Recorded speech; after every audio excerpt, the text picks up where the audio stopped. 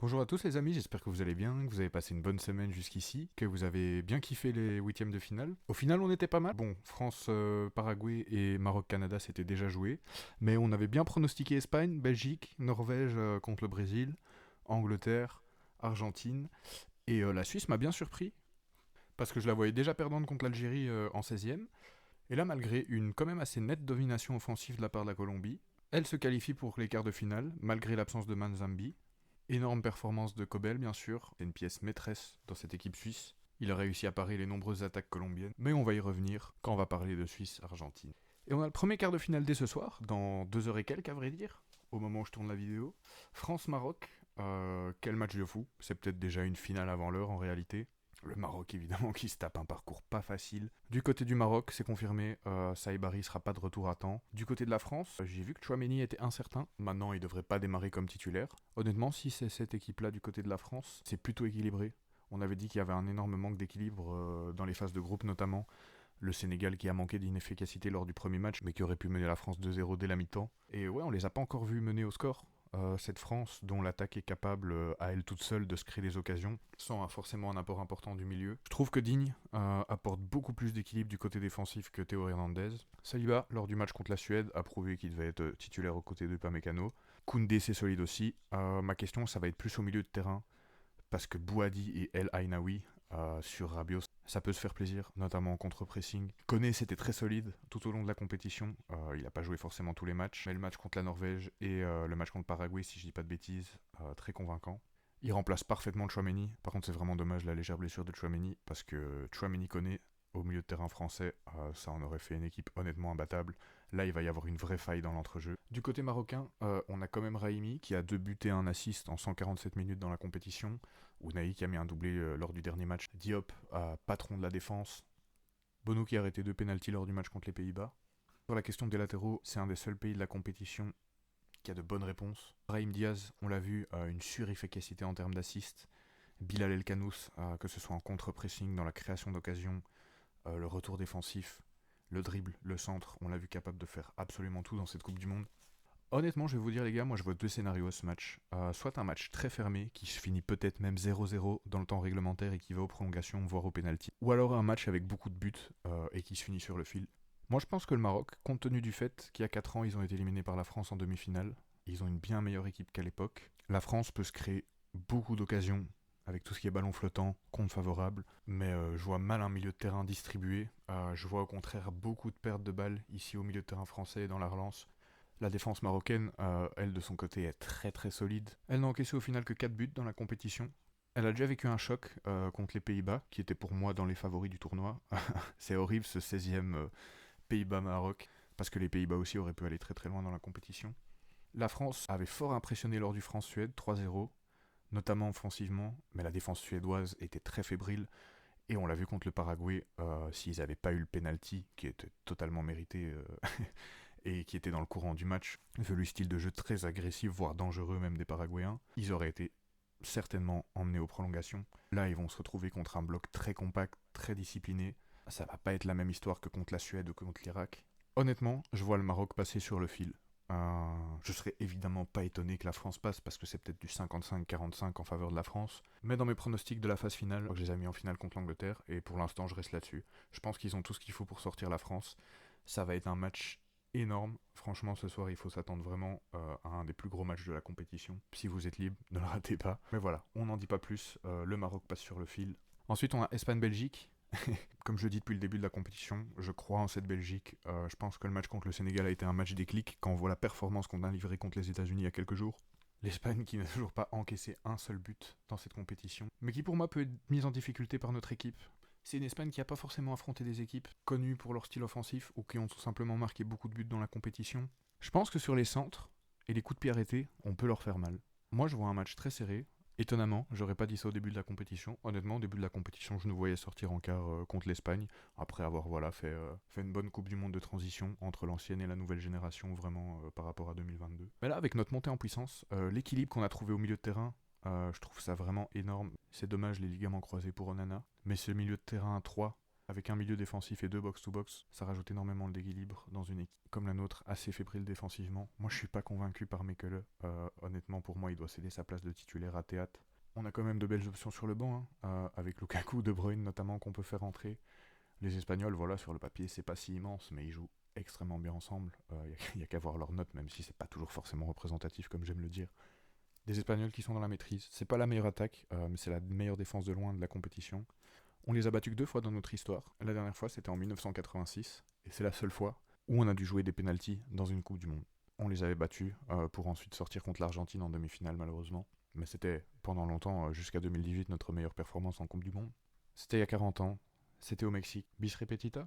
Moi, je vais faire un pronostic très osé, mais je pense que la Belgique est de retour. Je pense qu'on a vaincu cette barrière mentale de perdant qui nous pendait au-dessus de la tête depuis la France 2018.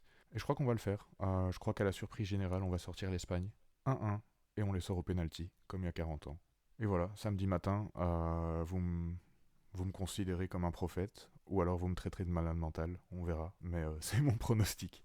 Ensuite, Norvège-Argentine, encore une fois un quart de finale très très équilibré. Ça fait plaisir parce que cette année, ils sont tous équilibrés honnêtement, à part Argentine-Suisse. Mais chaque quart de finale comporte une équipe qui a déjà gagné la Coupe du Monde et une équipe qui l'a jamais gagnée. Voire même une équipe en fait qui n'est jamais arrivée en finale parce que Norvège, Suisse, Belgique et Maroc c'est jamais arrivé en finale. Sur le papier, je l'avais dit avant le match contre le Brésil, même si je les voyais gagner, Egem et Wolf, c'était pas très convaincant pour moi. Au final, je suis satisfait. Odegaard, on l'avait dit dans la dernière vidéo, pour moi c'est cette pièce maîtresse qui manque à la Norvège. Ils sont déjà tellement forts, ils jouent déjà tellement bien ensemble alors que sur le papier, ils sont peut-être pas top 15. À première vue, c'est pas si fou. Même si c'est évidemment pas la seule chose qui joue. C'est qu'à partir des quarts de finale, ça se joue de moins en moins au talent, ça se joue de plus en plus au mental. Les Anglais ont le mental aussi, honnêtement. Par contre, la question, c'est le back droit, parce qu'on sait que nous, ça s'est fait plaisir contre les latéraux du Brésil. Là, Kwanzaa est suspendu, Rhys James est toujours incertain, et Jet Spence, ouais, il va se faire bouffer. J'en attendais un peu plus du côté anglais aussi de Saka et Rice. On l'avait dit, les 2 stars d'Arsenal qui brillent un peu moins que le reste des stars de l'équipe. Haaland, monstrueux, on revient pas dessus. Je vais encore faire mon sorcier, mais j'ai regardé un peu les dernières Coupes du Monde, et en fait, chaque fois que le Japon a joué une Coupe du Monde et qui sont arrivés en phase finale, l'équipe qui élimine le Japon a été championne du monde. En 2002, le Brésil élimine la Turquie, qui élimine le Japon, ils sont champions du monde, le Brésil. En 2010, le Paraguay sort le Japon, qui sort le Paraguay, l'Espagne, champion du monde. 2014, ils sortent en phase de poule, tout comme en 2006. 2018, sort le Japon, la Belgique, qui sort la Belgique, la France, champion du monde. 2022, qui sort le Japon, la Croatie, qui sort la Croatie, l'Argentine, champion du monde. Et en 2026, qui sort le Japon, le Brésil, qui sort le Brésil, évidemment la Norvège. Je le dis depuis le début de la compétition, ces mecs ils peuvent le faire. Maintenant en face, il y a quand même une équipe titanesque. Bellingham et Kane, on n'en a pas parlé jusqu'ici, ils sont en feu. Gay en défense est très solide. Haaland il peut clairement faire des folies à Pickford de loin. C'est vraiment la faiblesse de cette Angleterre, c'est les latéraux et le gardien. Parce qu'au-delà de ça, ils ont une équipe immensément forte. C'est du 50-50, c'est très dur à pronostiquer. Je pense que c'est le duel le plus équilibré, honnêtement, de tous les quarts de finale. Il n'y a jamais d'entraîneur étranger qui a gagné une Coupe du Monde. Et moi, j'aime bien croire en ce genre de statistiques. Et je pense pas que Tuchel peut gagner la Coupe du Monde avec l'Angleterre, malgré ce qu'ils ont montré. Ils sont résilients, ils savent remonter un score, ils sont quand même assez solides en défense, ils se créent pas mal d'occasions, notamment juste grâce à ces 2 mecs-là, qui jouent beaucoup plus en équipe qu'il y a 2 ans, on l'a dit. Mais en face, il y a les Vikings, et on connaît l'histoire. Je pense que la Norvège sort l'Angleterre au terme d'un match avec quand même pas mal de buts. Je pense qu'honnêtement, les hommes forts dans les 2 équipes de ce match vont être les attaquants, pas les défenseurs. Et ouais, je pense que ce qui peut faire la différence aussi, c'est le gardien norvégien, Nyland, qui a fait encore une prestation monstrueuse contre le Brésil, après une très très bonne prestation contre la Côte d'Ivoire. Mais voilà, victoire de la Norvège. Et le dernier quart, Argentine-Suisse. Argentine qui a un peu volé honnêtement l'Égypte. Déjà contre le Cap-Vert, ils ont eu du mal. Je trouve que l'Argentine défensivement, c'est complètement à la ramasse. Et Emiliano Martinez a plus le niveau qu'il veut faire croire qu'il a. Contre l'Égypte, l'Égypte mène 1-0. 2-0, but refusé pour une faute plutôt dans le jeu sur un joueur argentin. Bon, ok, légitime. But annulé. L'Égypte gagne 2-0. L'Argentine revient à 2-2. L'Argentine marque. Il y a une faute sur Salah au début de l'action, très légère, mais qui n'est pas sifflée, malgré le retour à la VAR. Et l'Argentine passe à 3-2. Dommage que cette équipe d'Égypte, qui a quand même concédé 2 buts contre une Argentine très très forte, même si je suis pas convaincu par Lautaro Martinez et que c'est pas une équipe aussi solide qu'il y a 4 ans, ils jouent quand même extrêmement bien et ils ont le dieu du foot dans leur équipe qui est absolument sur une forme monstrueuse dans cette Coupe du Monde. Ouais, 8 buts et un assist.